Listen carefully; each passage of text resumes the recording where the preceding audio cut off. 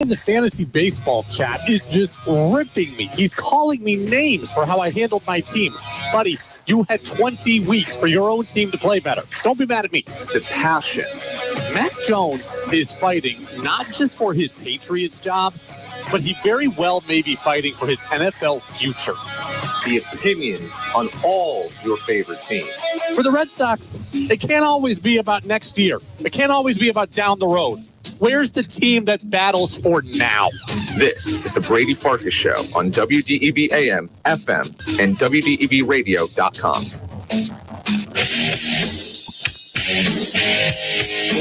What's up, everybody? A very happy Patriots win Monday to you on the Brady Farkas Show on WDEV AM and FM, WDEVradio.com. We got a full show tonight, all 90 minutes. We're up until 7 o'clock.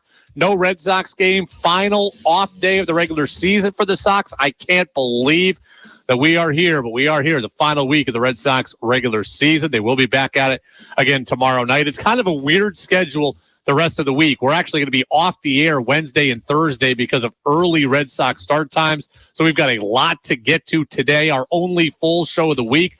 Matt Verderame, the NFL insider over at Sports Illustrated, is going to stop by at about 6:25 or so to talk about the Patriots win over the Jets. You can talk about it as well by getting into the text line at 802-585-3026. That's 802-585-3026. The Pats are 1-2. They're on a one-game win streak. I'm here. Danny's here. You're here. Danny, Lego. 5, 4, 3, 2, 1. And here we go. The opening thoughts on the Brady Farkas Show are brought to you by Sticks and Stuff and by Swanton Lumber, Vermont's most complete locally owned home center. Locations in Enosburg, Derby, Middlesex, St. Albans, Rouse's Point, New York, and at Swanton Lumber. They're online at sticksandstuff.com.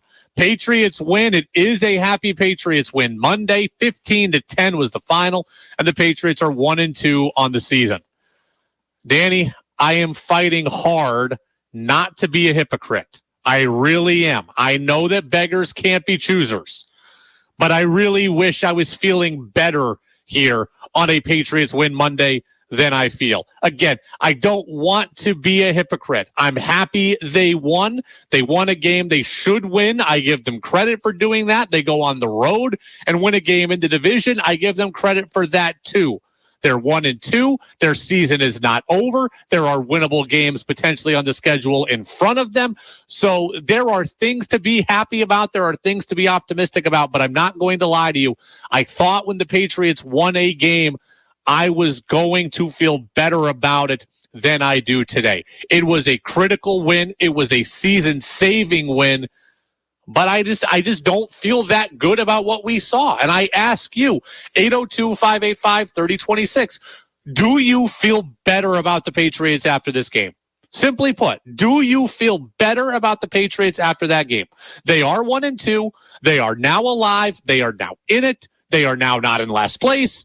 They have saved their season. I acknowledge all of that, but I still don't feel that great. Danny, do you feel better today? Not a whole lot, no. Okay, what we're going to unpack the Patriots here in 10 minutes or so, and then I'll really go into all of my takeaways. But Danny, what stood out to you? What is your one big thing from yesterday's game? Just the lack of everything, like not scoring it.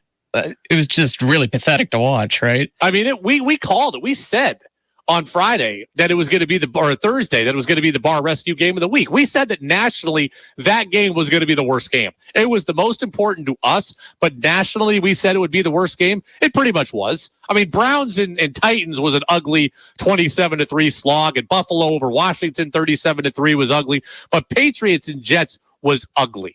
Okay, it was ugly all around. It was ugly basically from start to finish. And for me, no, I do not feel better about the Patriots today, really.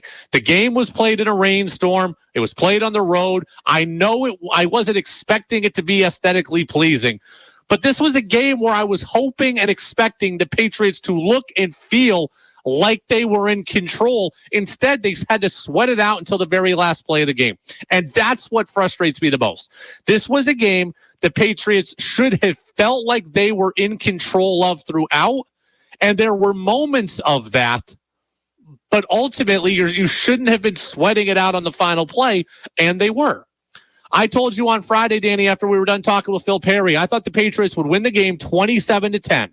I thought they would do to Zach Wilson exactly what they did, but I thought eventually they would be able to separate offensively, and that's what they weren't able to do.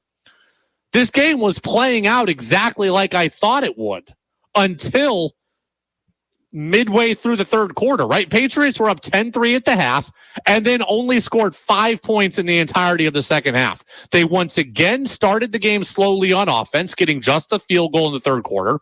They now have 3 points in 3 first quarters this year. They've averaged 1 point per first quarter. That's inexcusable. They scored just 3 points in the third quarter. They now have 1 point per third quarter on the season. That is inexcusable. And in a game where you clearly had a distinct advantage over the other team's offense and the other team's quarterback, I expected you to be able to separate, and the Patriots couldn't do it. I told you I thought it would be close and a slog early, but eventually the Pats would pull away. They had their chance to do that.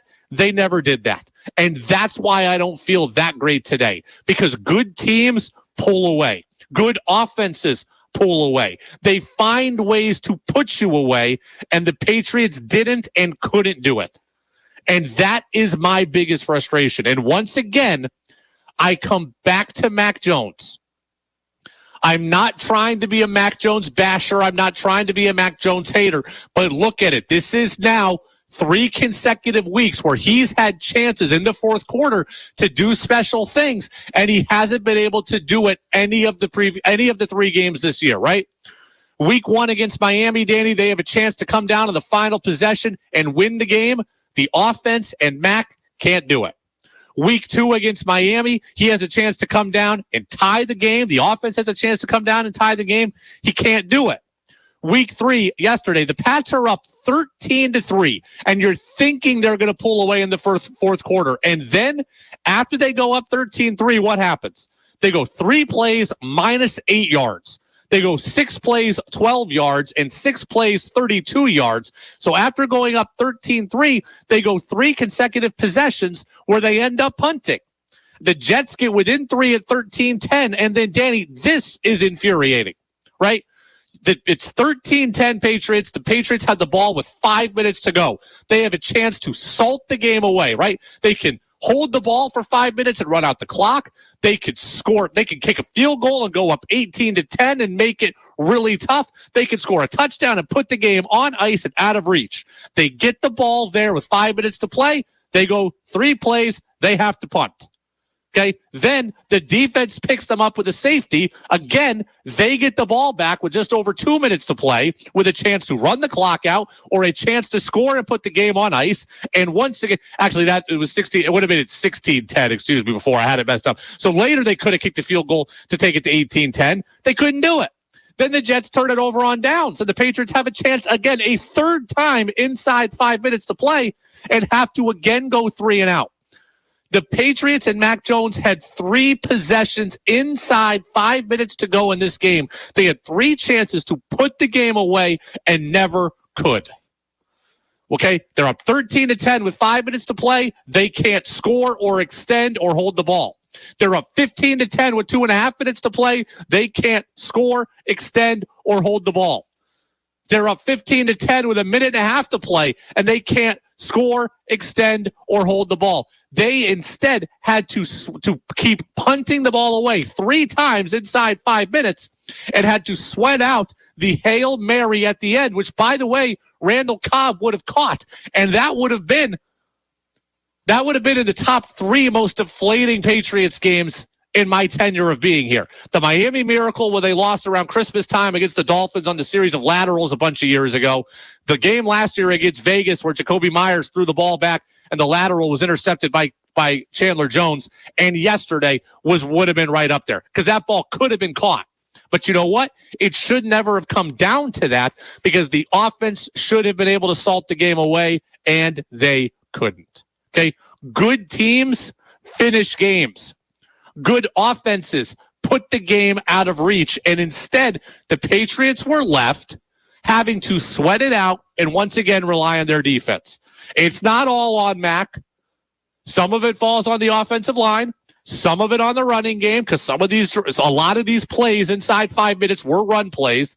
But Mac was not able to lead the offense down in the finishing scenarios of the game, and that is always going to fall on the quarterback, fair or not. He had 2 brutal incompletions to Juju Smith-Schuster on third downs to end 2 of those 3 drives. I mean, the team was not able to finish. When you play against a better team with a better offense and a better quarterback, you won't get 3 chances with the ball and 5 minutes to play, because what's going to happen is if you're playing a great team, right? If you're playing the Kansas City Chiefs and you're up 15-10 and you have the ball with 5 minutes to go and you have to punt, you're not getting it back with the lead. Patrick Mahomes is going to score.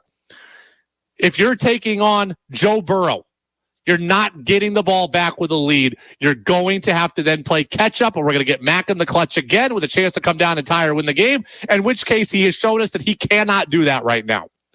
You will have lost. If that was against a better opponent with a better offense and a better quarterback, you would have lost. You didn't lose yesterday, but you will in the future.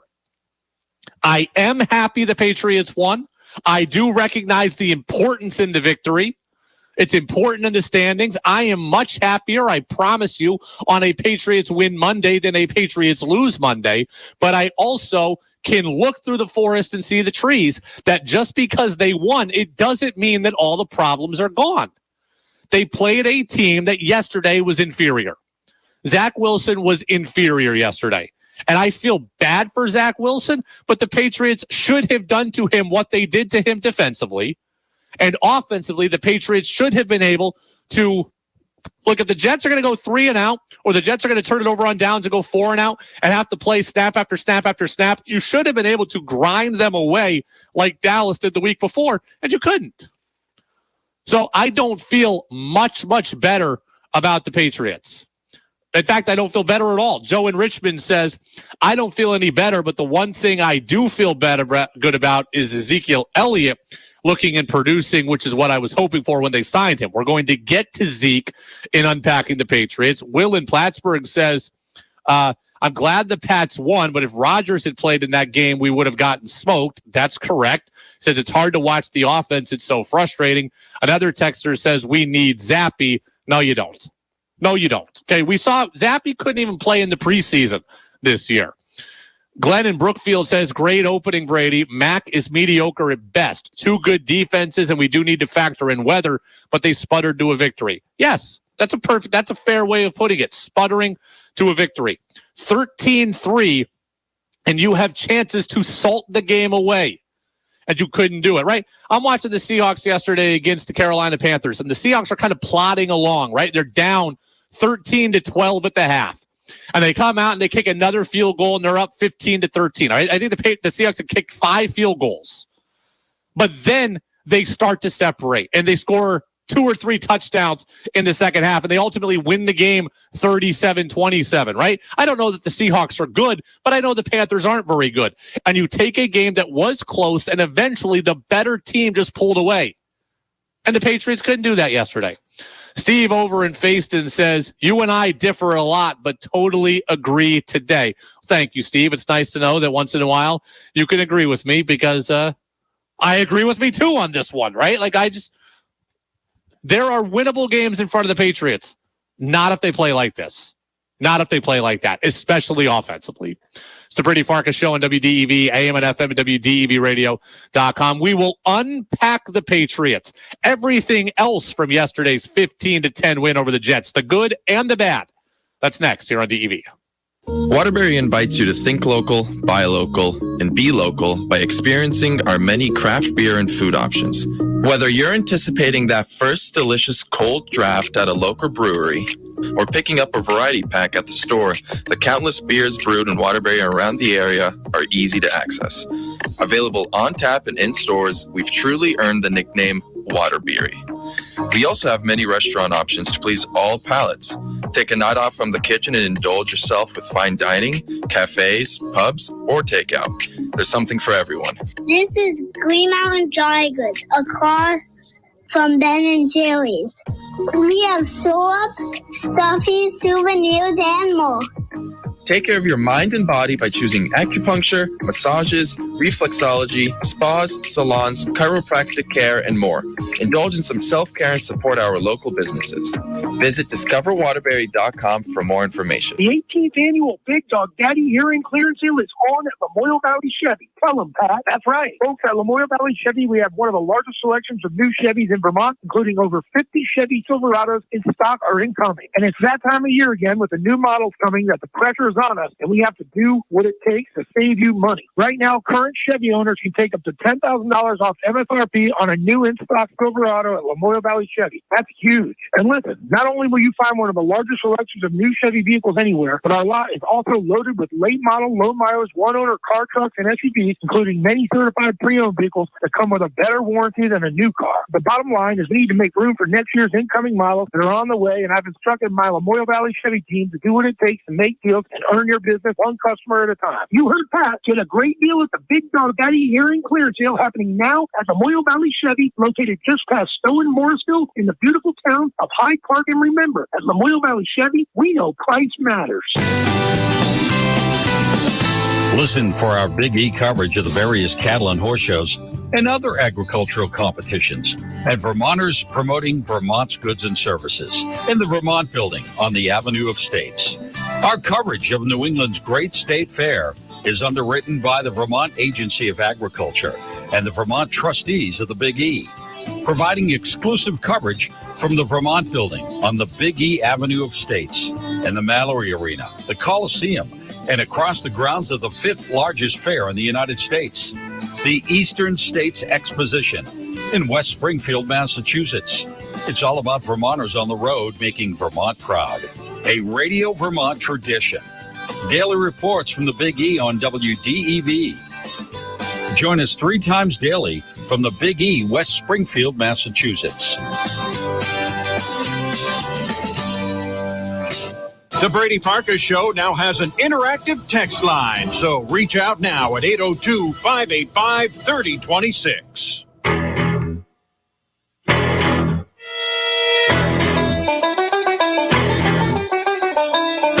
Now it's back to the Brady Farkas Show on WDEV AM, FM, and WDEVradio.com. Time to unpack the Patriots here in the Brady Farkas Show. Pats beat the Jets 15-10. They are now 1-2. Danny, cue the music. And the sounder. Which Patriots popped? To the 30, to the 20. He is end zone bound. Pick 6. Touchdown. Patriots. And which ones flopped? Jones steps up in the pocket, unloads a deep ball, and it's intercepted. That'll put the cherry on top. We unpack the Patriots now on the Brady Farkas Show on WDEV AM, FM, and WDEVradio.com. Good and bad. There was plenty of both. Let's start with the good. Danny, you can go a little higher on the music. There we go. Okay, good and bad, plenty of both. Let's start with the good. Ezekiel Elliott. One of the texters mentioned it. You are exactly right. 16 carries, 80 yards. That's 5 yards per carry there for Zeke. He had a long run of 14. I thought he was only going to be a short yardage back. I thought he was going to be a goal line back, a third down back. He ended up yesterday being a hugely valuable part of the offense. This team ran for 157 yards yesterday. Zeke ran for more than half of that. Do I think he can hold up and do that every single game for the rest of the season? No, I don't. I don't think the Patriots should be in a position to have to count on Ezekiel Elliott to do that. But they needed it yesterday. Yesterday, he delivered it. He was excellent, right? He was able to bounce outside. He was able to break tackles. Liked what I saw a lot from Ezekiel Elliott yesterday. So did Boomer Esiason, the former NFL quarterback who was on WEEI this morning. That really was impressive yesterday. I don't know. Ezekiel Elliott, that didn't look like the Zeke Elliott at the Cowboys the last couple of years. It looked like a new rejuvenated one. So, you know, they ran the ball for 160 yards or so. I mean, if you could do that in this league, you're going to win more than you lose. So I give them credit for that. Good to see the offense get going with the run game a bit, right? 40 carries, 157 yards. It's a lot of total yardage. It's still less than 4 yards per carry. You'd like to see the overall number better. It wasn't hugely dominant, but they were able to get it going on the ground. They were able to churn out some big plays when they needed it. I'd like to see Ramondre Stevenson have more than 60 yards or whatever he had. He's too good of a running back to be shut down as he's been the last couple of weeks. But if the Patriots are able to play from ahead and ground and pound their opponents into submission, I think Stevenson will have a better chance to get going. But big time props there to Ezekiel Elliott. On the bad side of things, Pop Douglas removed as the punt returner after one punt in this game. He came back later in the game for another one, but my goodness, how much are we going to mess with this kid's mind? Okay, we talked a lot about this yesterday. This kid clearly, I would have to think, I don't know him, I haven't talked to him, but I would have to think that this kid is playing a little bit fearful, right? Right? So he fumbles the ball as a wide receiver on Sunday night against Miami and then gets benched. And now he's hearing everybody talk about him. He's become the story. Bill Belichick's talking about ball security. And what is he thinking? He's thinking, okay, I can't make any more mistakes. Okay, I got to hold on to the football. Okay, I can't do this. And trust me, as someone who was a nut job when they played, when you start thinking, don't do this, don't do that, don't do this, don't do that, you can't play that way. So what happens?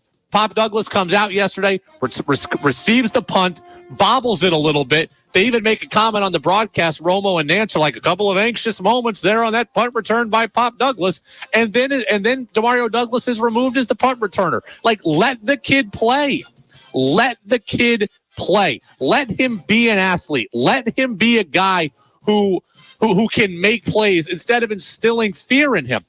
Danny, I'll play this. Evan Cohen was on our show last week. He's an ESPN radio personality for ESPN Radio. He was talking about Zach Wilson, but this very easily could have applied to Demario Douglas. Danny, let me play it.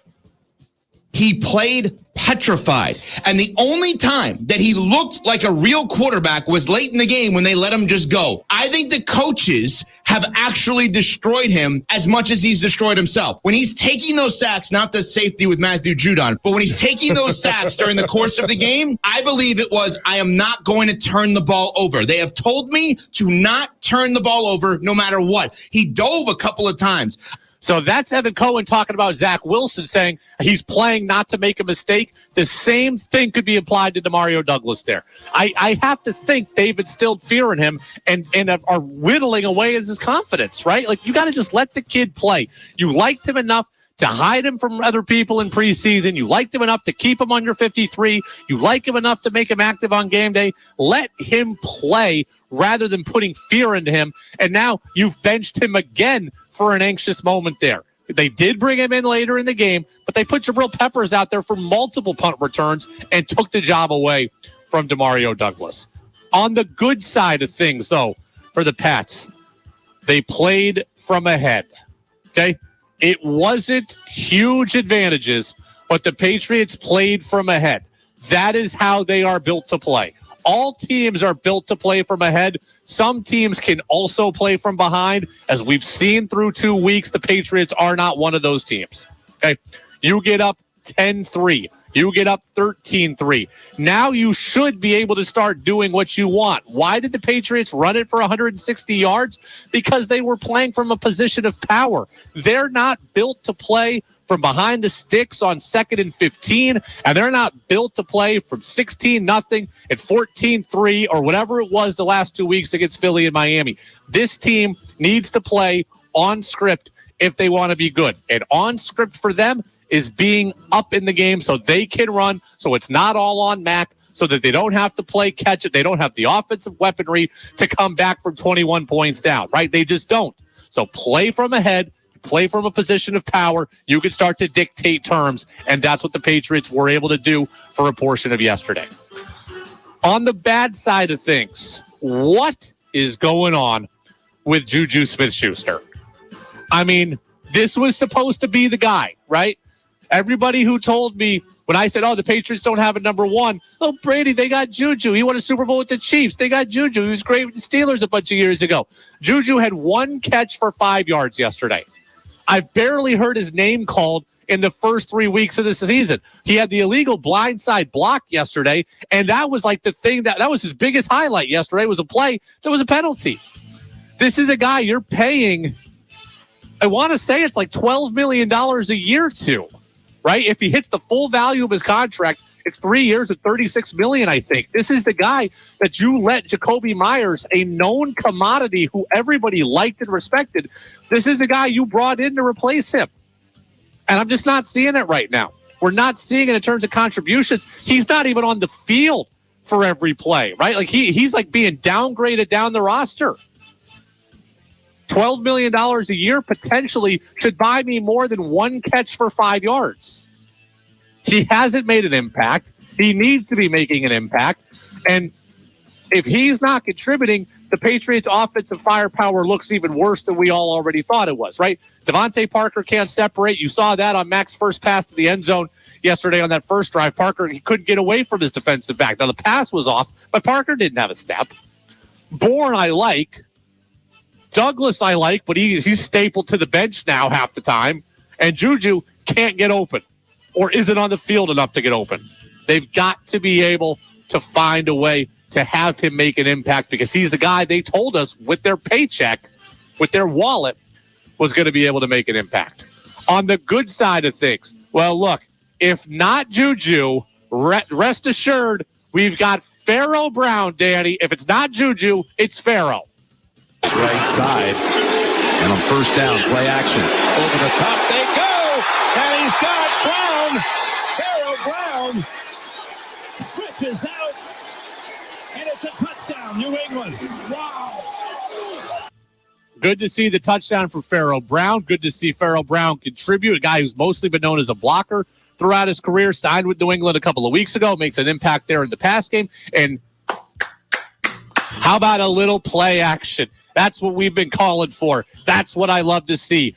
That is how you take shots in the NFL when you don't have elite talent. Look, when I was growing up, we played backyard football, and my dad was the all-day quarterback. Here was the play, okay? My dad would take the snap, and I would just run in a straight line and tell him to throw it to me, okay? And I was going to outrun somebody to go get it, or I was going to be tall and jump up and bring it down. Okay, some teams and some guys in the NFL can play that way.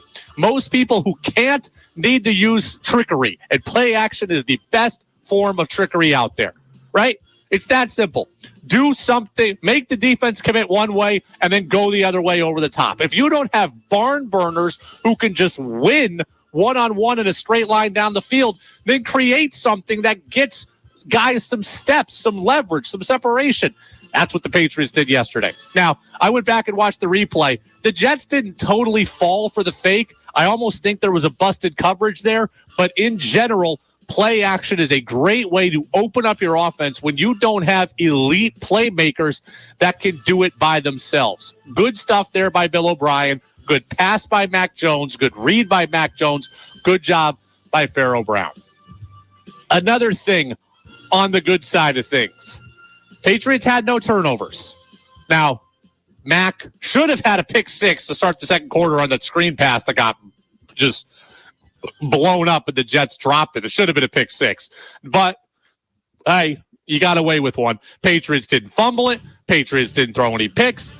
And as much as I want the Patriots to get off Pop Douglas's case, it is good when you don't turn the football over. Bill Belichick says the biggest thing in the NFL is ball security. Patriots had ball security yesterday. Overall, I thought the defense played pretty well. They had 3 sacks. They kept the Jets to 171 yards of total offense. They held them without a touchdown until late in the fourth quarter. When the offense is sputtering, which is most of the time, the defense is going to give you a chance to figure some things out, and the Patriots did that again yesterday. Finally, on the bad side of things, I mean, look, that drive in the third quarter, the Patriots had 3 penalties on 3 consecutive plays. They had 4 in 5 plays, 2 false starts, too many men in the huddle, a blindside block. We talk about, don't beat yourself, don't beat yourself. Belichick teams don't beat themselves. Well, they were on the way to beating themselves yesterday. Luckily, they were against the Jets. Luckily, they could overcome it. But you're not always going to be able to overcome it. You cannot have 3 turnovers in 3 consecutive plays. Patriots do get the win. They are 1-2. We will answer some of your texts here on the text line. We'll get CBS News. We'll come back. Mac Jones, did he go low on Sauce Gardner? I've got my verdict next on DEV. 96.1 WDEV FM Warren, 96.5 W243 AT Berry, 98.3 W252 CU Montpelier, AM 550 WDEV Waterbury. This is CBS News on the Hour, presented by Indeed.com. I'm Monica Ricks in New York. We are now just days away from a possible government shutdown if Congress can't agree to a new spending deal. CBS's Scott McFarland is on Capitol Hill with more on what that could look like. It requires the furloughing of tens of thousands of federal workers, which means a lot of things slow down. You need to get a passport, a visa, a student loan question answered, enroll for Social Security or a veteran's benefit. All that pretty much stops or gets backlogged significantly. There's a tentative deal for writers in Hollywood, but bargaining talks for actors are still in limbo. Robert Thompson's a pop culture expert at Syracuse. My guess is that the actors will probably follow fairly quickly. It's not like they can just take that and cross out all the places it says writer and put in actor. They do have other issues, but I think this will probably be a pretty strong catalyst. President Biden's headed to Detroit tomorrow to picket with striking auto workers. Strike captain James Snow says they're fighting for a fair share of the big three's big profits. They need to be more sympathetic of our cause, that we are not here just for us. We are not greedy people. They're just looking to get another house, another boat, another car. Former President Trump's expected in Detroit Wednesday. He's skipping the second Republican primary debate. Many residents were allowed to return today to where their homes once stood in Lahaina. It's been about 7 weeks since wildfires there wiped out the community. Tawny Katayama's house is gone. It's so unreal to see. And, we've driven past it and we've seen it on the news, but I think we really need to we need to see it in person. We need to go and stand on our property and see, what's left. 2 weeks after 9/11, we're learning 2 more firefighters in New York have died from chemicals they breathed in at Ground Zero. A union leader say in the last few days, EMT Hilda Venata and retired firefighter Robert Fulco both died from 9/11 related illnesses. This brings the total number of FDNY members who have died from such illnesses after the attacks to 343, equal to the number who died on 9/11. That's WCBS TV's Chris Raggi. Scary flight home for the Pittsburgh Steelers today after their win in Vegas. The plane made an emergency landing in Kansas City over an oil pressure failure in one of its engines. No one was hurt. Everything is awesome. And Lego says it's still committed to finding sustainable materials to make its colorful bricks, but recycled plastic bottles aren't it. It tested the materials for more than 2 years and found it didn't reduce carbon emissions. It hopes to find a solution by 2032. This is CBS News. You need to hire? Indeed is with you every step of the way, helping you attract, interview, and hire candidates all from one place. Visit Indeed.com/credit. In business, service is everything. Cintas delivers what you need to better serve your customers. Whether it's freshly laundered work apparel for almost any job imaginable, tested and inspected fire protection systems, first aid and safety supplies, on-site AED training, or mops and restroom products, stocked and ready when you need them. Better work days happen together. So visit Cintas.com. Oh, I'm ready! And get ready for the workday. Whether you own a local business or a global one, you know that these days, generating growth is a challenge. By teaming with Bank of America, you'll not just stay ahead of the curve, you'll move it. With access to experts, award-winning insights, and business solutions so powerful, you'll make every move matter, locally and globally. Visit bankofamerica.com/banking for business to learn more. What would you like the power to do? Copyright 2023 Bank of America, N.A. The price of Broadway tickets have nothing on these. 2 tickets believed to have been used at Ford's Theater in Washington the night President Lincoln was assassinated by John Wilkes Booth have sold at auction for more than $262,000. That's twice the amount expected. They got an unknown couple prime front row seats on the second level in the dress circle for Our American Cousin on April 14th, 1865, starring British actress Laura Keene. The seller was a manuscript collector from Southern California who bought them in 2002 for $83,000. The original price was 75 cents apiece. Deborah Rodriguez, CBS News. Sophia Loren is in the hospital after falling at her home in Switzerland. She fell in the bathroom and fractured her hip and femur. The 89-year-old needed surgery but is expected to make a full recovery. Her last appearance was at a fashion show at the Venice Film Festival. Monica Ricks, CBS News. Your chance to be part of the show is on the text line at 802-585-3026. Now it's back to the Brady Farkas Show on WDEV AM, FM, and WDEVradio.com. Welcome back in, Brady Farkas Show, right here on WDEV AM and FM, WDEVradio.com. We're going to get to the Mac Jones, Sauce Gardner stuff here momentarily, but texter gets in 802-585-3026. Says, seems like we watched two good defenses and two backup quarterbacks. I think Mac Jones is a starter. I've said this. I think Mac Jones is a starter, but I do not think that Mac Jones is a $45 million a year starter. And that's where we're at. Okay. And we're going to bring on Matt Verderame, NFL director or former NFL director at Fanside. And now he works over at Sports Illustrated. He's going to be with us about 20 minutes or so. I'm going to kind of talk with him about this. I am done having the conversation of if Mac Jones is good. I believe Mac Jones is good, but there's is good.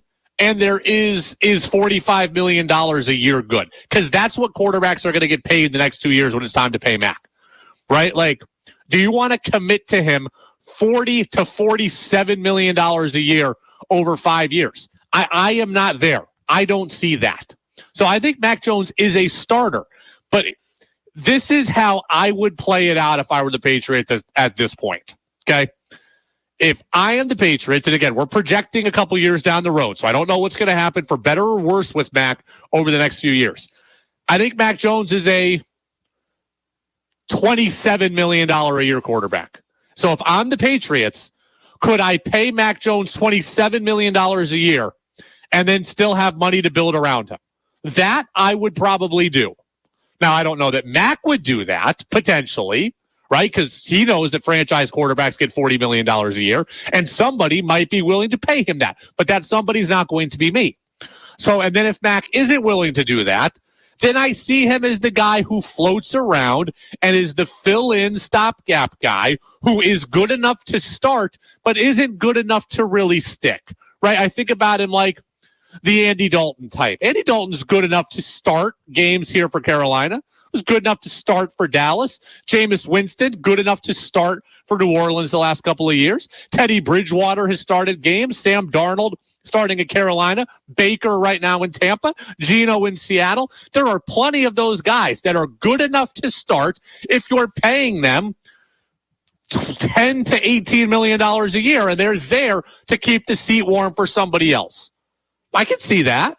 I think Mac Jones is a starter in the NFL. He's just not a starter at $45 million a year. He might be a starter at 18. I might be willing to give him 25 to 27 in 2 or 3 years. But right now, I do not see him being a guy that gets paid $45 million a year. I've said, if you're going to pay a guy like that, got to be special. And I don't see special from Mac Jones. Danny, we were talking in the commercial break, and you brought up a good point that I think a lot of people are probably thinking about. We're talking about Juju Smith-Schuster. What is it that you were saying at commercial break? Yeah, we lost Jacoby Myers in the offseason, and then I realized they both make about the same. Yeah, and that's what I thought this was a gross miscalculation on the Patriots' part. Okay, you let Jacoby Myers walk, let him go to Vegas. I think it was 3 years, $36 million. It's the same money that Juju gets. Now, again, it might be structured differently. The guarantees might be different. There are more guarantees. More guarantees for Myers. I believe so, yes. Okay, and that makes sense. But I would have rather had, we're nickel and diming the wide receiver position, over nickels and dimes. I would have rather had Jacoby Myers over Juju Smith-Schuster. I wanted Jacoby Myers no matter what. I love Jacoby Myers, right? When this team couldn't do much in 2020 with Cam Newton at quarterback, even though I like Cam, Jacoby was there. When Mac was a rookie, 2021, Jacoby was there. When the offense couldn't do anything in 2022, Jacoby was there under multiple different offensive coordinators with multiple different quarterbacks and multiple different systems and multiple different ways of playing. Jacoby Myers showed up and showed out. And I would have rather had him. And I will always take, if we're generally about the same age and generally about the same health level, I will always take a guy who's been here and has played with me and has played in my division and knows my system and for my head coach. I will always take that guy over somebody from the outside. Jacoby Myers and Juju Smith-Schuster are very, very similar, but Jacoby had been here. I would have rather had him, and I'm disappointed still that he's not. How much better would this offense be if Jacoby Myers and DeAndre Hopkins were here? Answer, translation, much better. But they're not, and the offense looks like this, where it is a constant struggle. It is a constant struggle. All right, Sauce Gardner and Mac Jones in a minute here. But Danny, let me get in my 2 minutes here on what everybody else is talking about. Taylor Swift and Travis Kelce. Can I ask? You're younger than me, right? You're in the generation younger than me. Can I ask you why people care so much about this? Like, I'm really trying to figure this out. Taylor Swift and Travis Kelce appear to be dating. Taylor Swift went to the game yesterday, was sitting in the box, was cheering on Travis Kelce. They hung out afterward. They had drinks with a bunch of Kelce's teammates. They appear to be dating. It appears to be nice and innocent at the moment, or in the early going, and we don't know beyond that. That's fine. But I want to figure out why sociologically people seem to care about this. This is on ESPN. This is on social media. Your boy Levitard's talking about this.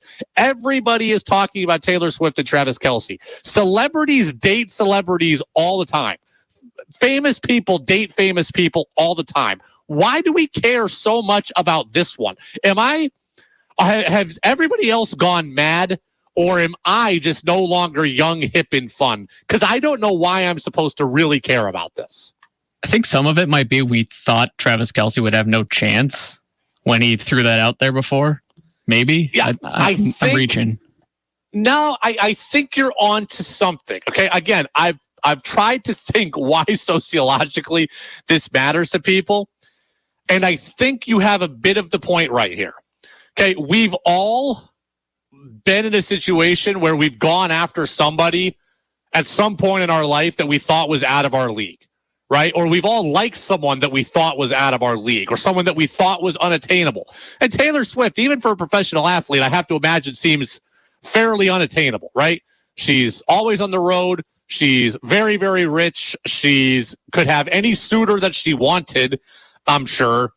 Why would she want to be with me? Like, I'm sure that's what the thought process is for Travis Kelce. And there's probably a relatability there for us, right? Like, you or me liking the prom queen, or you or me liking the untouchable girl in high school, whatever it is. There's probably a bit of a relatability there for people that, hey, this guy who seemed outclassed and seemed like he had no chance took his shot and it appears to be working. I think you're onto something there. I think the other part of it is that I don't know a lot about Taylor Swift. Like, I don't know any more about her than you do. I think there's probably, even though she's had the breakup history and that all her songs are about breaking up and all that, I think she's kind of cultivated this generally good girl image. And I could be wrong on that, but like, I think she's generally seen as a good girl, right? She seems fairly nice. She isn't in the news for negative reasons other than the breakups, but I don't see a whole lot of scandal attached to Taylor Swift. So she's kind of painted as this good girl. I think Travis Kelce is kind of painted as a bit of the bad boy, right? He had the dating show on MTV a bunch of years ago, Catching Kelce. He's seen kind of as the player. He's seen as pretty cocky, as pretty arrogant. It's like this like oil and water thing where, okay, you've got the guy who felt like he was out of his league and shooting his shot and it working. And then also you've got the dichotomy of she seems like the good girl, he seems like the bad boy.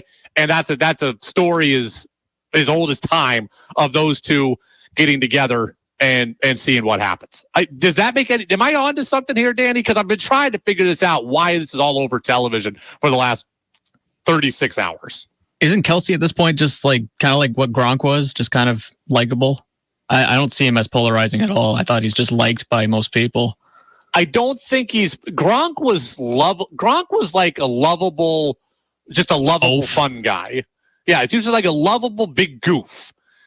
Kelsey, I think, is different. I think Kelsey is likable, but I do think there's the element of bad boyness to him. Now, again, I'm not somebody who's out looking for Travis Kelsey, but you go on MTV and you have a dating show catching Kelsey, you're a little more out there in the pool than Gronk was. So, I think there's something there to it. Texter says, that's a good question as to why people care about this. Yeah, seriously. People date famous people. Famous people date famous people all the time. Like rich people date rich people all the time. I think this is news, or this is new because of what Danny and I just said and kind of got to the bedrock of, but it didn't matter to me that much. What mattered to me that much is, and this is a serious question because I don't know the answer. I want to know if Taylor Swift has ever seen a football game before. And I don't ask that meanly or judgingly. She was so over the top excited by his touchdown. Danny, it was your boy Levitard who said this. Like, that was the biggest overreaction to the easiest touchdown in football history. Like, the Chiefs are up like 34-10. Travis Kelsey is wide open, and she's just going nuts. And I don't know if it's because she's being supportive new spouse, or if it's because, like, I've never seen a football game before, and now I'm at one, and everything seems cool. I want to know if Taylor Swift is a big football fan, if she's watched football, if she's seen football. Texter says, who cares? Yeah, now you're trying to figure it out. Okay, I'm trying to figure out why people care.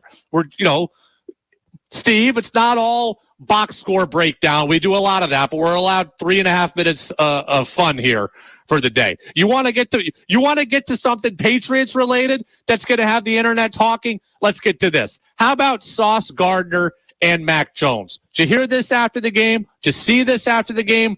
Danny, I got to find it here. We've got the Sauce Gardner cut here talking about Mac. So let me set it up here. And I don't remember the exact situation. It was 4th and 1, I think. Fourth quarter, I believe. Patriots went into that rugby-style scrum the Eagles made popular in the Super Bowl last year. Patriots needed the first down. Mac runs it on the quarterback sneak. He gets stood up. The Jets defenders are going at his head. Mac spins off of it, barrels over some guys, gets a first down. C.J. Mosley throws him down.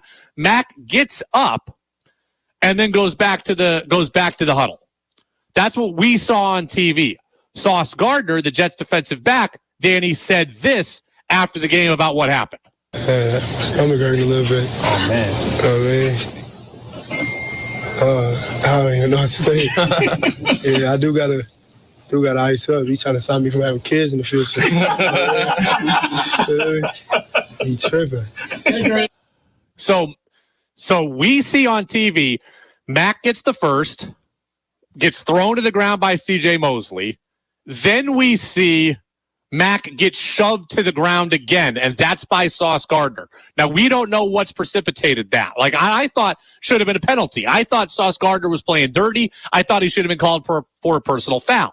After the game, Sauce Gardner says that. Mac's trying to stop me from having kids. He's saying Mac hit him below the belt. Well, the video is out now, right? The close-up video. I think Mac Jones is hitting Sauce Gardner below the belt. And I do think what Mac Jones did was dirty. And I do think Sauce Gardner was fair to react that way. And I no longer think it was a penalty. You don't want to talk about Taylor Swift and Travis Kelsey. That's fine. We could talk about Mac Jones' groin shots to Sauce Gardner until 7 o'clock if we want to. I do think Mac did it. I do think it was dirty. And I don't think there's a place for it. And I hate that this is Mac Jones' reputation. Fair or foul, this is Mac Jones' reputation, and he's never going to get the benefit of the doubt. Back in 2021, Brian Burns was a defensive line player for the Carolina Panthers. He still is. Mac threw a pick or somebody fumbled or something like that, but Mac had to make a tackle on Brian Burns, and Brian Burns thought that Mac twisted his ankle. And I defended Mac there. I did not think that he was trying to hurt Burns, but the word got out that Mac Jones was a dirty player. And players around the league think that Mac Jones is dirty, think that he's whiny, think that he's sore loser, whatever. We've seen him be emotional on the sideline. I could see some of that now. I absolutely think yesterday was dirty. It looked like a cheap shot. It looked like a low blow. And Mac was asked about it after the game, Danny. Here's what he said about it after the game. Just football. I think it's a physical game, and at that point in the game, you just have to fight to get it, no matter what you got to do to get the 1 yard. So this is part of the game. No big deal. No, that's great, Mac, for the actual play itself. What about what happened after the play? Okay, because it is football when you're trying to get 3rd and 1 or 4th and inches or whatever it was, right? It was football. You quarterback sneak, you get stood up, you spin off, you plow forward, they throw you down. That was physical, hard, old school football between two teams who needed a victory. That's fine. But the thing in question happened after that. Mac gets thrown down by Mosley, gets up, and then it looks like he takes a shot at the groin area of Sauce Gardner. Now, Mac, I think, also said that he's trying to, he's looking for help up, so he's kind of got his hand up in the air. Gardner wouldn't do it, so then Mac keeps it there, like, come on, help me up, and then, Gardner doesn't help him, so as Mac extends his hand, he hits Gardner in the groin. I didn't see it that way. Danny, I do not like my teams being called dirty, so I tend to defend the Patriots, the Red Sox, the Celtics, the Bruins, my teams, my Seattle teams. I tend to defend them against the allegations of being dirty. I'm not defending this. I think Mac is in the wrong. I do think it was intentional. And I think someone called him the Grayson Allen of the NFL.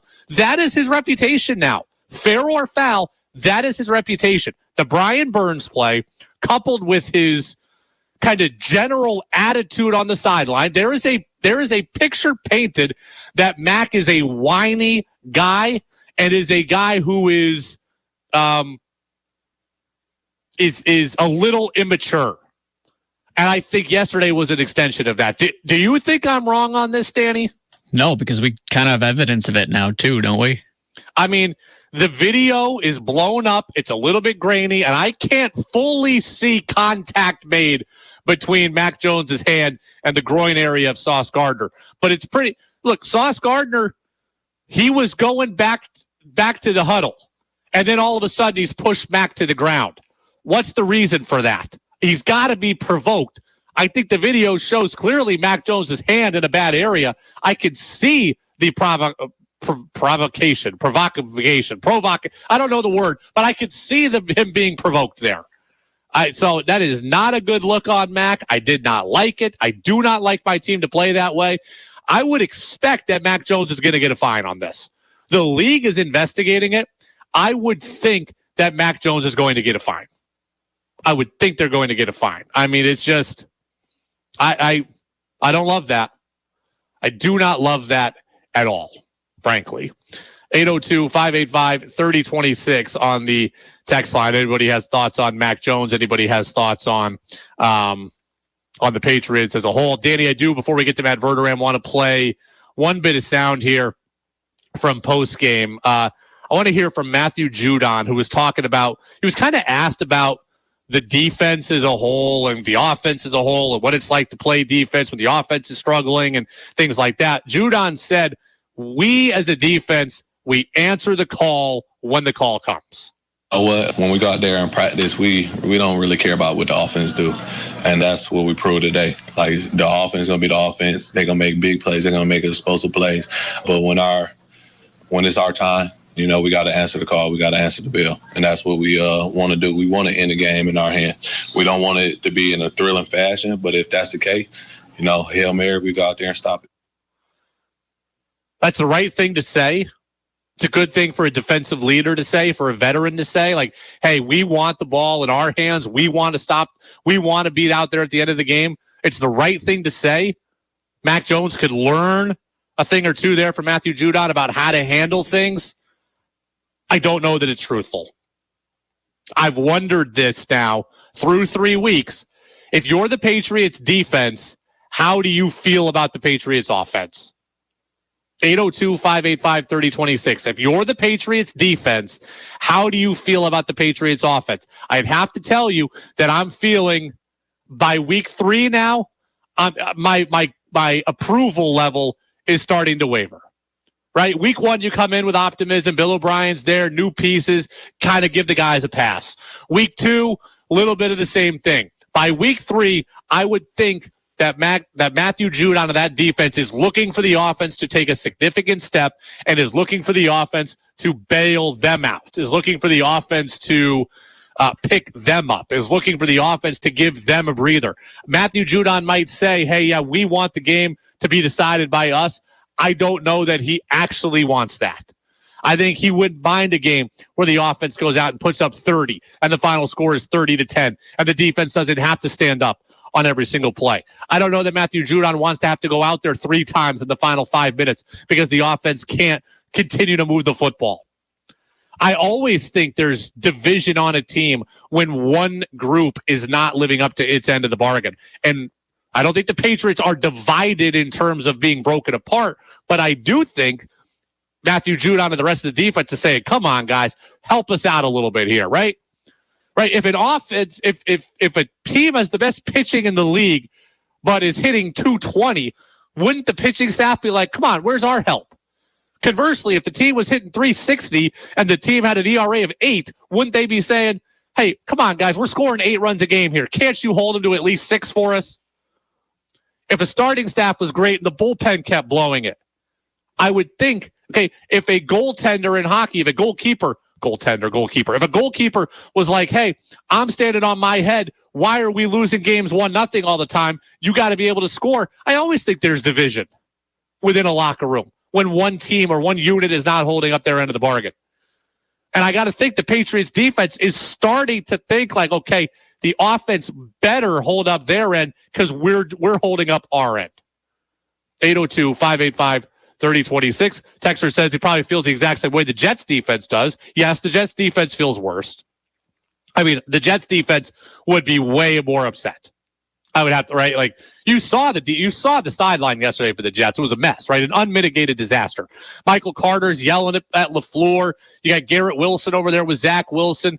I'm sure the defense hates the entirety of the offense. None of this is good in New York. The Patriots are not at that level, but I would have to think there's some internal resentment of where the Patriots are at offensively.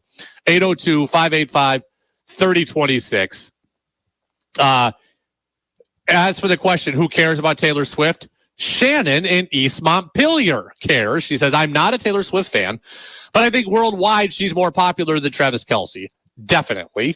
Anything she does makes headlines, and sports outlets may be trying to bring in more fans. Good point as well. Just like Jessica Simpson and Tony Romo years ago. She may have never seen a football game, but knows the cameras are on her. Yeah, I don't know if she's ever seen a football game. I have no idea at all.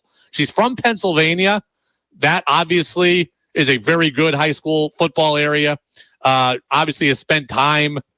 She started out as a country artist. I have to assume she spent some time in Nashville, where everywhere in the South is football country. So I have to imagine she's seen it, but I don't know that for a fact. But I think Shannon's right. Okay. She's much more popular than Travis Kelce. I mean, a zillion people know who Taylor Swift is. Not a zillion people know who Travis Kelce is. So I do think there is some trying to poach the audience there, or poach an audience. I think Shannon's right about that. So, and there's your gossip update for the day. It's the Brady Farkas Show on WDEV, AM and FM, and WDEVradio.com. Back to the Patriots. I don't feel much better about them today, despite their win. Should I feel better about them? We'll ask the man, Matt Verderame, Sports Illustrated NFL Insider, next on DEV. Always on time signs and design. Original and customized signs and designs that catch your eye and promote your business. And for all applications, commercial signs, safety and highway signs, banners, vehicle wraps, window, wall, and floor graphics, and much more. They do it all. Design, construction, and commercial installation. You'll be impressed by their customized designs and quick service, and you'll love their competitive prices. Always on time signs and design in Berlin. AlwaysOnTimeSigns.com. New England Municipal Resource Center, NEMRIC, a company that recognizes the value of Vermont and all things local, municipalities, businesses, and WDEV.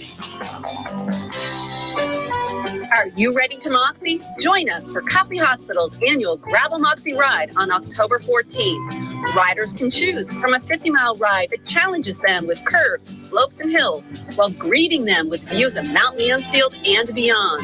Our 30-mile scenic route brings riders to the edge of Vermont's beauty spot, Lake Elmore, and on to some of the best scenery that Elmore and Morrisville have to offer. Or maybe it's our 10-mile family fun ride that takes riders on trails with gentle sloping. Join us on Saturday, October 14th, as we take on some of the best gravel our Green Mountain State has to offer, while taking in some of the most beautiful countryside in support of our community hospital. Celebrate fall with a 50, 30, or 10-mile family fun ride in support of Copley. Register now at bikereg.com or visit copleyvt.org. Get your moxie on and ride for Copley on October 14th. The 18th annual Big Dog Daddy year-end clearance sale is on at Lamoille Valley Ford. That's right, Dan. Because we always have a huge inventory, you'll never have to settle for an ugly vehicle at Lamoille Valley Ford. Now it's that time of year again, with new models coming, that the pressure is on to sell down, and that means you can save. Truck buyers, listen to these awesome new incentives. Right now, on any in-stock F-150, qualified buyers can get 0% financing for 36 months. Or how about this smoking 2-year lease deal? With $4,900 cash or trade plus fees, returning lessees can get a loaded 2023 F-150 Super Cab 4x4 for just $299 per month. Plus, right now at Lamoille Valley Ford, not only will you find the largest selection of new Ford vehicles in Vermont, but we also have a ton of late model, low mileage cars, trucks, and SUVs ready to go. Folks, the bottom line is we need to make room for next year's models, and my entire Lamoille Valley Ford team is ready to do whatever it takes to earn your business. Woo! You heard Rick. Drive Route 14, 15, or 16 to Hardwick, and the Big Dog Daddy year-end clearance sale happening now at Lamoille Valley Ford. The WDEV studio is sponsored by Sticks and Stuff and Swanton Lumber, Vermont's largest independent home center, powered by Marvin Doors and Windows. Go to sticksandstuff.com for store locations and hours. Discover the best of Route 100 this winter. Located along the legendary Route 100, the communities of Stowe, Waterbury, and the Mad River Valley are the perfect place for a staycation or daycation. Winter fun abounds with outdoor activities. Find all the ways to explore the area this winter at bestofroute100.com. Adventure seekers will love the world-class options for alpine skiing and snowboarding, plus plenty of places to play in the backcountry. Slow down with the scenic snowshoe or cross-country ski trip through beautiful forests, across open fields, and along frozen waters with groomed and ungroomed trails. For the bikers, Fat Tire Friendly Trails are ready to welcome you to the region. Sit back and take in the views with a sleigh ride or dog sled tour. For something a little faster, look no further than the extensive network of snowmobiling trails that connect Stowe, Waterbury, and the Mad River Valley. Hit the ice for an outdoor skate, get vertical with an ice climbing experience, or try your hand at ice fishing. No gear? Need a guide? No problem. Equipment rentals, leases, and guides for all sports and activities are available on mountain and at shops in Stowe, Waterbury, and the Mad River Valley. Find all the ways to explore the area this winter at bestofroute100.com. Think you know sports better than Brady does? Text in with your thoughts at 802-585-3026.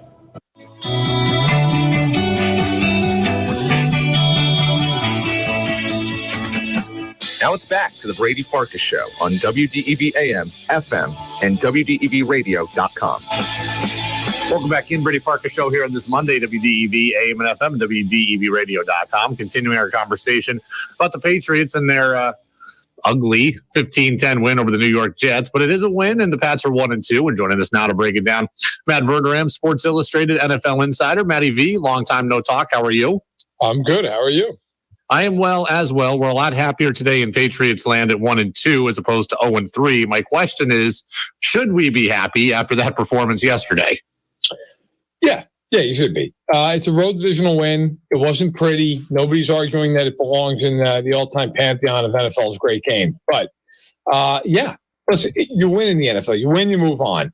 Now you go play the Cowboys on the road, who just lost to the Cardinals. And so, you have a little bit more hope in that game. But then afterwards, the schedule lightens up for a couple of weeks with the Saints and the Raiders before it gets tough again. So, yeah, I think if you're a Pats fan, look, you're not thrilled with the offense. I mean, the offense is still a serious work in progress. I don't think anybody would deny that. Mac Jones was not good. Not awful, but not particularly good. Obviously, the one big play to Farrell Brown.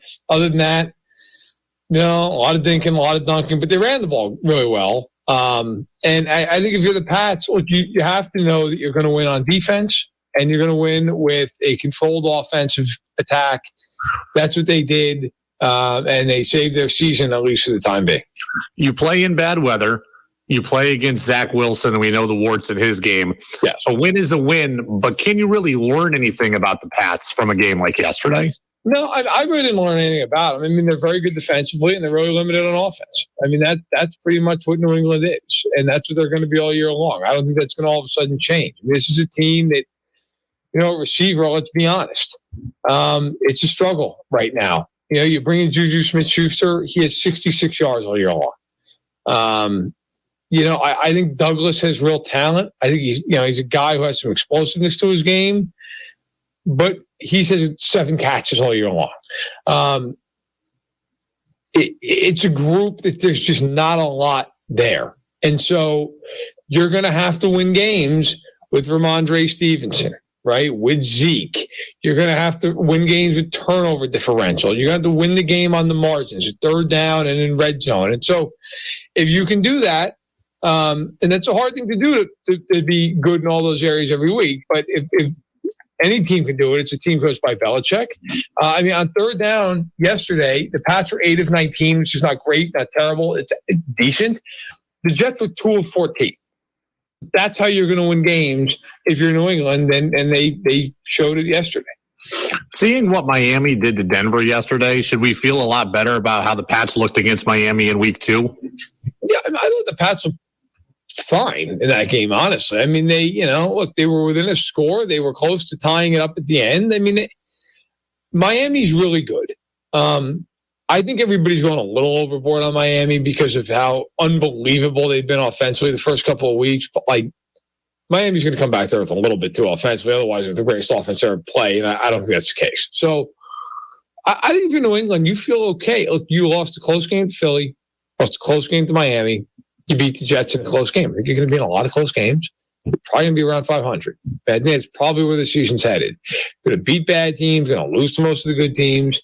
But, if you're the Pats and you look at the schedule, it's going to be up and down this year. I mean, there obviously is another game with the Dolphins. There's 2 with the Bills. They play the Chiefs. But there's a lot of winnable games out there, too. I mean, the Saints at home is winnable. The Raiders on the road is very winnable. You should win that game. Washington at home. The Colts at home. The Giants on the road. The Chargers at home. At Pittsburgh. At Denver. The Jets again. I mean, there's 9 games. Those are all very winnable football games. All games, if you're a New England fan, you're going to win those games. So, yeah, I mean, they're gonna be in the mix as we get to the latter half of the year. And if you're New England, I think you're okay with that. Are you surprised by how much it looks like Zeke has left in the tank? They had to use him more yesterday than I think the plan was. I always thought Zeke was going to come in and run it between 4 and 7 times a game and then have a couple of catches and be a good pass blocker on third down. He really had to be a focal point of the offense yesterday, but he looked like, at least for 1 week, he had a lot left in the tank. He did. Look, I'm not surprised. I think early in the year, he's going to have a lot more in the tank, obviously, than he will later in the year. So if you're going to ride him for a game or two, now's probably the time. You got 16 carries. You ran the ball 40 times overall. I was surprised in a sense that, I think at this point in his career, he's more of a complimentary back. But he did a nice job.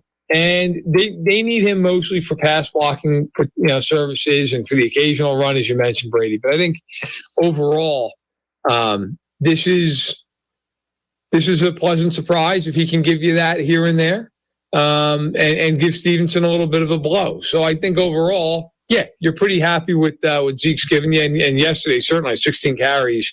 He did a nice job helping to really salt that game away.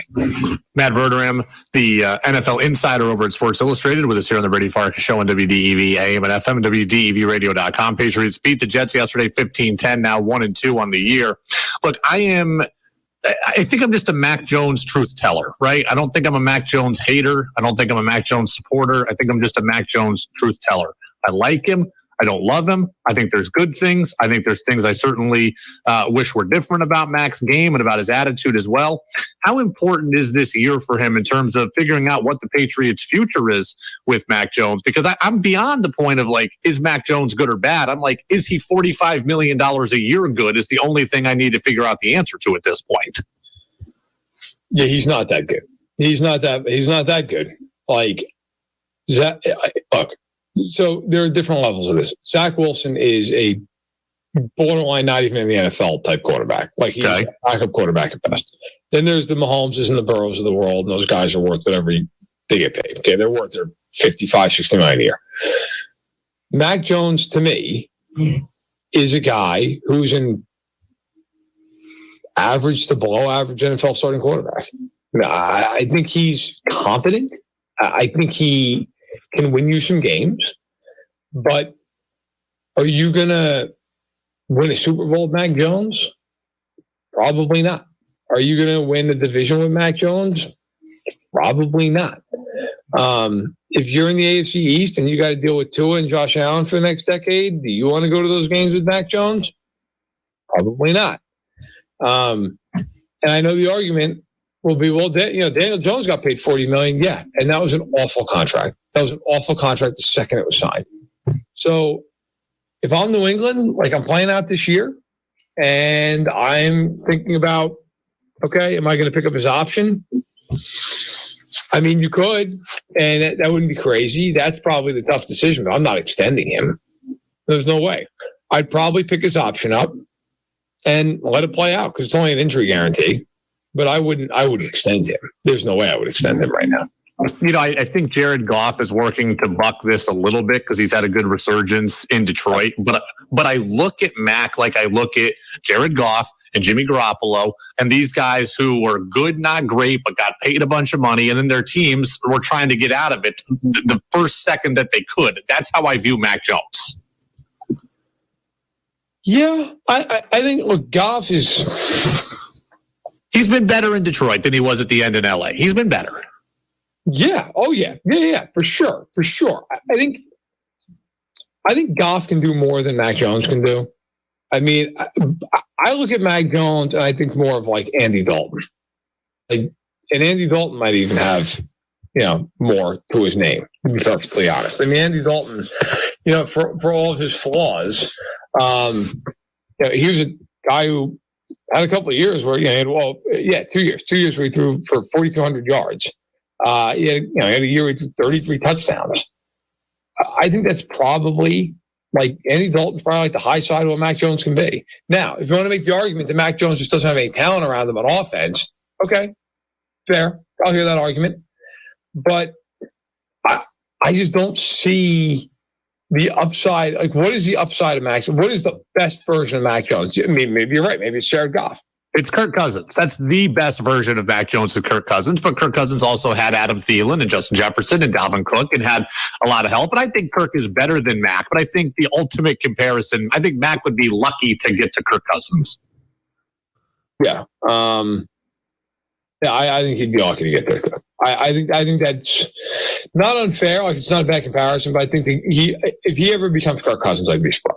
Matt Verderame with us here from Sports Illustrated, with us on the Brady Farkas Show on WDEV AM and FM and WDEVradio.com. Where are you at right now with Belichick? Because the drumbeat has grown louder about, Chris Canty of ESPN said he needed to be fired and it was over. And then other people say he needs to not be the GM and he needs to not be as involved in the draft. And then other people are like, he deserves a Lifetime Achievement Award. He gets to go out whenever he wants to. Where do you stand on Belichick? I still think he's a great coach. I don't think he should be the GM of the team. I wrote that years ago. I don't think he should be the GM of the team. But I still think he can coach. Look at that Miami game. They were right in that game. They had no business being in that game with their talent level on offense. They were right in that game. I think Belichick's the best defensive mind in NFL history. I'm not firing that guy at all. But they need more talent on offense. And you always see people like, well, when he didn't have Brady, yeah, no kidding. No kidding. I mean, yeah, without Brady, it hasn't been great. Well, Andy Reid's a first ballot Hall of Famer. Well, he wasn't before Patrick Mahomes showed up. I mean, those guys elevate everybody around them. Everybody around them. George Seifert won 2 Super Bowls in the 90s with San Francisco with Joe Montana and Steve Young. He then went to Carolina and went 1-15. Yeah, having a great all-time quarterback kind of matters. It does. Now, there are some coaches like the Mike Tomlins of the world who they find ways to win no matter what. But even Tomlin, as great as Tomlin is, the Steelers haven't won a playoff game in almost a decade. I mean, it's not like Tomlin's out there winning Super Bowls left and right without Ben Roethlisberger in his prime. It's not. They're not winning playoff games. It's impossible in today's NFL to win big without an elite quarterback. I don't know how people don't understand that. Like, Belichick can still coach. They don't have the quarterback and the talent around the guy to win. They don't. So I think people just don't understand. It's like Belichick should just be able to make, wine out of this team. How? How are they going to do it? When you've got a quarterback across from you who can, on 3rd and 13, convert it like it's 3rd and 3, and for the Pats, a 3rd and 7 is like 3rd and 70.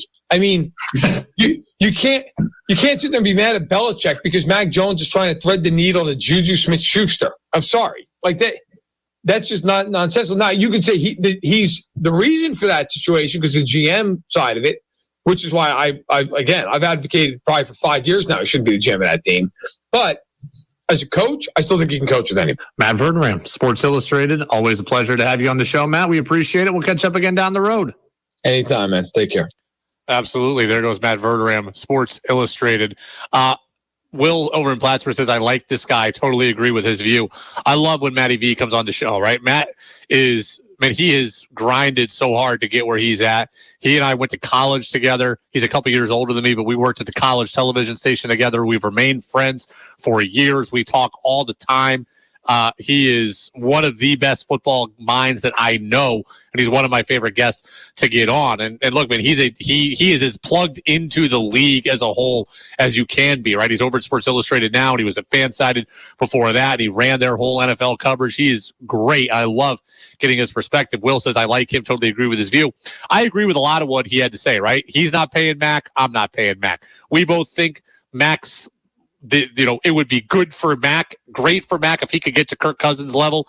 That's not a great worldview for Mac either, because I don't love Kirk Cousins. He is good, but he's not get you over the hump good. The one thing I disagree with Matt on is I would give Belichick some grief for how this is played out. Like, yes, he can still coach. I wouldn't fire Belichick to coach either. They do have to figure out a way to take player personnel out of his hands. And Matt did say that, but he's basically like, oh, you can't blame Belichick because Matt can't do this. Well, Belichick drafted Mac, and Belichick put together the team of wide receivers. So Belichick, the GM, is getting in the way of Belichick, the coach. And Matt did kind of say that, but he's like, oh, we can't blame Belichick, the coach. I'm blaming Belichick, the coach, because Belichick, the GM, is also Belichick, the coach. That's the only thing I disagreed with there. They've got to figure out a way to get Belichick out of the player personnel side of things and let him just do what he does best, which is coach the team. I don't know how you have that conversation. I don't know how you go about having that conversation. I don't know if it's easy or difficult for Robert Kraft to say that, but that's where we are at. It's the Brady Farkas Show on WDEV, AM and FM, and WDEVradio.com. That interview is going to be available shortly on Apple Podcasts, Spotify, and at WDEVradio.com. I want to get to one non-Patriots thing. Today's the first day of UVM men's basketball practice, UVM women's basketball practice. A couple quick thoughts on the start of a new year in Catamount country before we get you out of here. That's next on DEV. If you need wood pellets, Guy's Farm and Yard in Morrisville, Williston, Montpelier, and St. Albans has a full line of them. Wood pellets burn efficiently and clean, and with the high cost of fossil fuels, it's a great alternative for heat. There's no mess like there is with firewood, and the efficiency of wood pellets is unmatched. Buy your wood pellets now at Guy's Farm and Yard, Portland Street, Morrisville, Berry Street, Montpelier, Taft Corners, Williston, and Fairfax Road in St. Albans. Online at guysfarmandYard.com. Hey there, sports enthusiasts. Have you heard the exciting news? Tygason Sports is back and better than ever after the flood. Tygason Sports is your go-to destination for all your fall sports needs, like field hockey and soccer. And winter hockey gear has just arrived. From top-notch sports equipment to team accessories, they're fully stocked and ready to serve you. Visit Tygason Sports, open Tuesday through Friday from 10 a.m. to 5 p.m. and Saturday from 10 a.m. to 3 p.m., 51 Smith Street in Barrie, TygasonSports.com. Now more than ever, Vermonters are eager to get out and about. And Vermont's outdoor recreation businesses and organizations are here to help. They build and maintain the trails we walk and ride. They grow and sell the local food that keeps us going and make and sell the gear that keeps us strong and safe. The Vermont Community Loan Fund is here to help Vermont's outdoor rec industry with our new Trails Loan Program, supporting outdoor recreation and those who make it possible. Trails offers financing and free business resources to help Vermont's trailblazing outdoor rec community grow stronger and more sustainable, generating jobs and energizing our rural economy. The Vermont Community Loan Fund, for over 30 years, Vermont's nonprofit business lending partner. Learn more about Trails and our other business lending programs at investinvermont.org. That's investinvermont.org. I'm not exaggerating when I say this.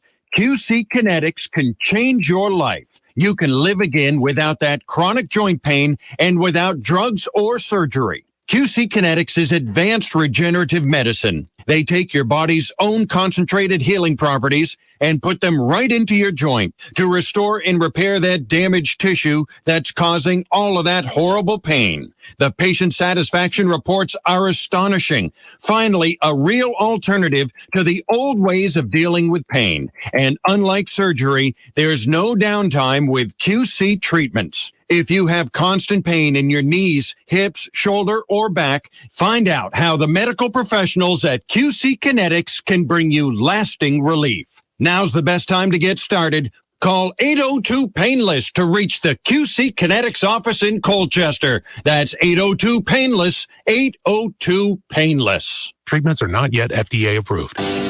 Local businesses advertise with WDEV because they get results. I've been advertising on WDEV for a number of years now. It's been a really great spot for me to get my name out. We're an excellent partner for our advertising dollars. We jumped at the opportunity and we're so pleased we did. We have experienced incredible results. Interested in advertising on WDEV? Contact us at WDEV@radiovermont.com. Make your opinion heard by texting onto the Brady Farkas Show at 802-585-3026.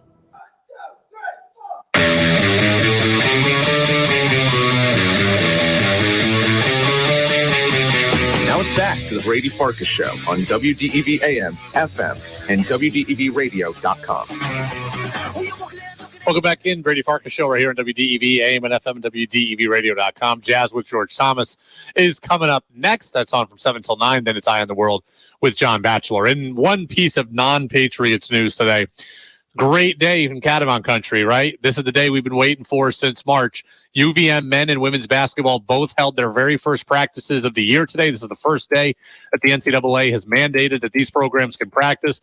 And there they were on the courts at Patrick Gym. I love this day, okay? I love baseball season. I love football season. I also love UVM basketball season. And there's a lot to like about these teams. There's a lot to like about where these programs were at. And they both come in with very different questions. That's going to be fun to watch play out over the course of the next 6 months or so, right? On the women's side, it's simple. How do you handle being the hunted? Right? The UVM women's basketball program has been building in the entirety of my life in Burlington, or entirely of my life in Vermont, I should say, right? They've been building. It's easier to come when you are chasing from behind because there's less expectations.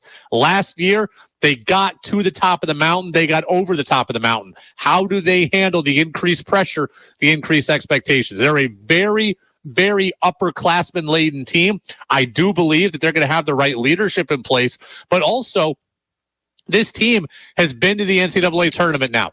They want to get back.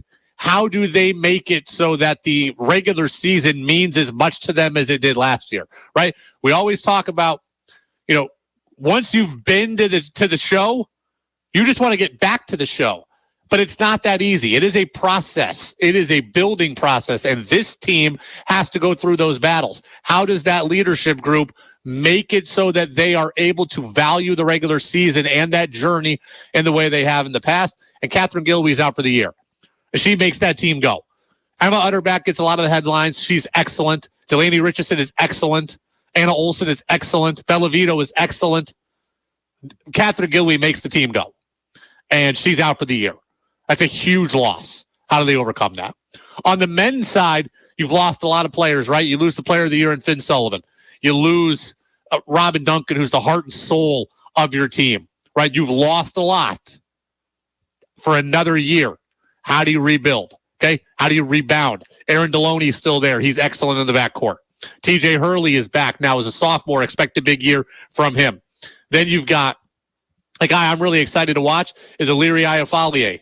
Guy who long, athletic. We know he can rebound. We know he can be disruptive defensively. Can he be a guy who can get you 8-10 points a game? I don't know yet. Is his offensive skill set more refined this year? I can't wait to see that play out. Matt Verderame, who's a grad student, who's got a great shot from the outside, a guy who can really, really stroke it. Fiorillo, how does he look now back again as a grad student? Is he able to stay healthy? Is he able to get his outside shot again more consistently? Those are just on the returners. And then there's a lot of really good guys to be excited about that came in off the transfer portal. Okay, you've got Jackson Skipper, who was on the program last year but redshirted. He's supposed to be great. Brenton Mills, he comes in from Bowling Green, who's already been in the league at Binghamton before. Shamir Bogues, who comes in from Tarleton State, a guy who I know is athletic. Jace Rocamore is a guy from San Diego who can play defense, right? They got this kid, Seth Joba. They got TJ Long, who comes in from Fairfield, who was an all-MAC player, if I'm remembering correctly. So there's a lot of things to be excited about when it comes to the UVM men's program. There's more unknowns than the UVM women's program, but there's a lot to be excited about there as well. It's good. We're going to get our first games here in about a month, our first scrimmages for these programs, and then we're going to be off and running. Once November 1st hits, we are going to be off and running. Now, I told you I don't love the UVM men's team's home schedule, but I love watching these teams play, and both the men and the women are going to deserve your attention. They have two different storylines, two different skill sets, two different sets of questions, but they have one common goal, and that's to get us both dancing again, or get them both dancing again come NCAA tournament time. I love to watch it. You love to watch it. The journey officially starts today, and we start to get some answers to those questions, right? No Dylan Penn, no Finn Sullivan, no Robin Duncan. It's a lot to lose for the UVM men. A couple guys now that come in for the transfer portal, there to try to fill the void. Thanks to all of you for getting in on the text line. Double Monday Night Football tonight, by the way. Eagles, Bucks, and then Joe Burrow is going to play for the Bengals against the Rams. Matt Verderame's interview and the podcast available on our podcast channel, Apple Podcasts, Spotify, and at our website. Thanks to Danny. Thanks to all of you for getting in there. We'll see you tomorrow on DEV. Free is always good, and it's even better when it's to celebrate National Coffee Day.